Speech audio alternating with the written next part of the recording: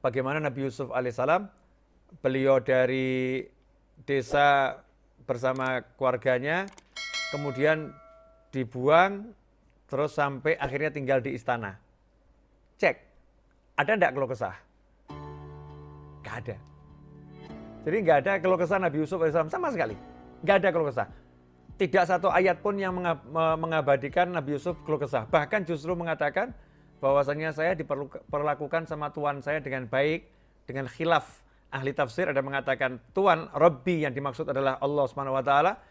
Allah memperlakukan saya dengan baik. Jadi yang diingat itu saya sekarang tinggal di istana loh. Nggak ngomong saya kemarin di sumur, saya dijual sebagai budak, nggak disebut sama sekali. Saya sekarang tinggal di istana loh. Ini luar biasa. Ya itulah caranya. Caranya ingat yang baik.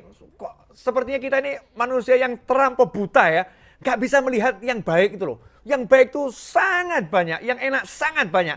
Kenapa kita mesti fokus pada satu yang gak enak? Itu yang menyebabkan kita susah. Yang gak enak cuma satu, kenapa dilihat terus? Gak usah dilihat. Lihat yang lain. Aku sehat, aku punya keluarga, aku punya ini. Lihat itu. Dipecat, just satu masalah. Dibenci orang, satu masalah. Masih banyak yang senang sama kita. Masih banyak yang dinikmat banyak. Kenapa kok nggak bisa lihat itu? Kenapa? Karena kita betul-betul menjadi manusia yang kurang bersyukur. Wa qalilun min ibadiyas syakur. Sedikit sekali dari hamba-hambaku yang bersyukur. Nabi Yusuf alaihissalam nggak begitu. Keren betul nih kalau kisah ini kita renungkan benar. Dibuang, diangkut sebagai barang. Kalau sekarang tuh dimasukkan kontainer, dikirim gitu lah, bayangin. Dimasukkan kontainer, dikirim, gak pernah cerita pada yang lain.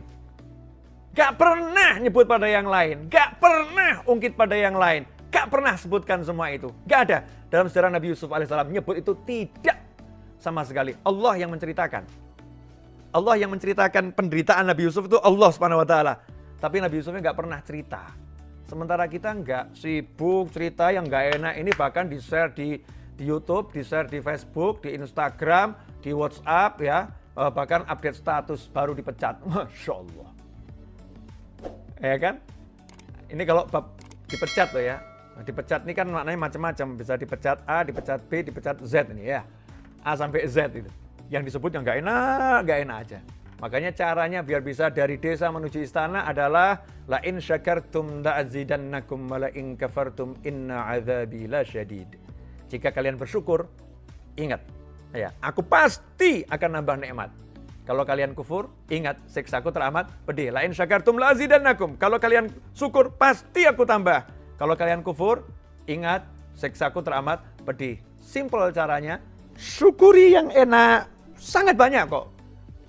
Ceklah diri kita masing-masing, mana sih yang nggak enak? Gigi saya pecah, Habib. Cuma gigi satu yang pecah, yang 5 utuh kok. Kenapa kamu keluhkan yang pecah, yang 5 nggak kamu sebut? Ya, kenapa matamu yang sehat nggak kamu sebut? Kenapa telingamu yang bisa mendengar dengan lengkap ini nggak kamu sebut? Kenapa sibuk dengan satu gigi yang pecah? Akhirnya nggak enak hidupnya. Tapi kalau kita lihat yang enak-enak, kita akan dibawa ke yang lebih enak. Kita akan dibawa yang lebih enak.